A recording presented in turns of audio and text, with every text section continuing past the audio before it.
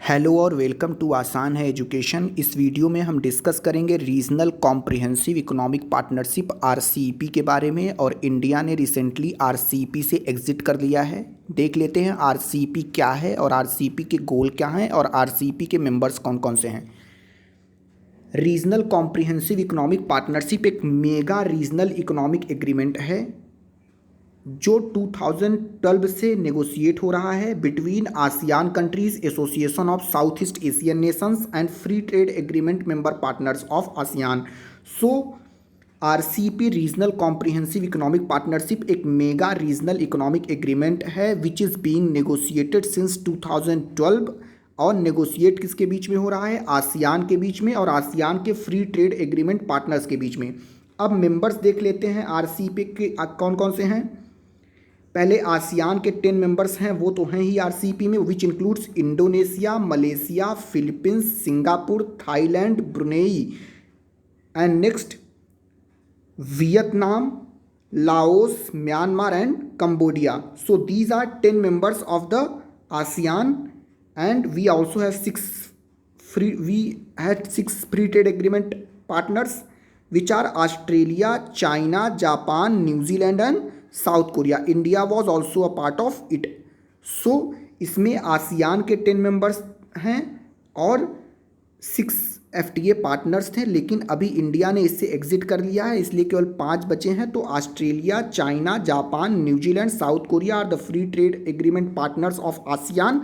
और आसियान के 10 members Indonesia, Malaysia, Philippines, Singapore, Thailand, Brunei, next is Vietnam, Laos, Myanmar and Cambodia. So this becomes important. अब देख लेते हैं गोल क्या है आरसीईपी का। देखिए जो हमारा आरसीईपी है उसका गोल क्या है। The goal of RCEP is to boost economic growth and equitable economic growth and advance economic cooperation and broaden and deepen integration in the region through RCEP.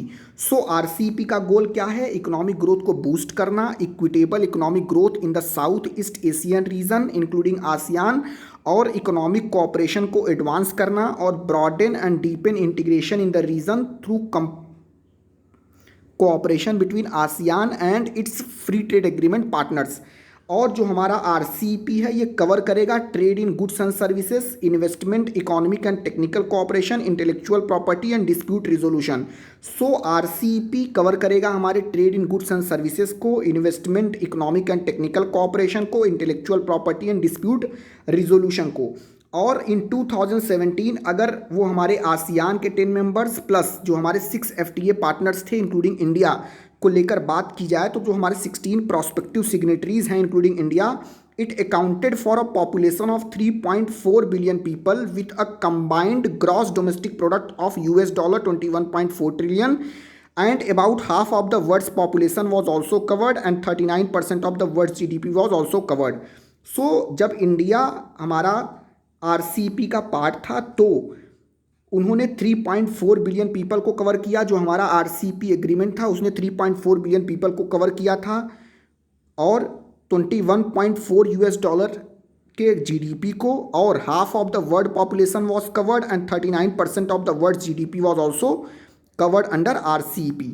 Okay, so RCEP से India exit इसलिए हुआ है क्योंकि चीन अपने materials को flood करके domestic market को डिसरप्ट कर सकता है। कुछ और कंसर्न है, इंडिया के डिमांड को एक्सेप्ट नहीं किया गया है, इसलिए इंडिया ने आरसीईपी से एग्जिट कर लिया है। तो आपको याद क्या रखना है कि आरसीईपी एक मेगा रीजनल इकोनॉमिक एग्रीमेंट है between ASEAN and free trade agreement. और इसके मेंबर्स जो हैं हमारे आसियान के 10 मेंबर्स हैं विच includes Indonesia, Malaysia, Philippines, Singapore, Thailand, Brunei, Vietnam, Laos, Myanmar and Cambodia.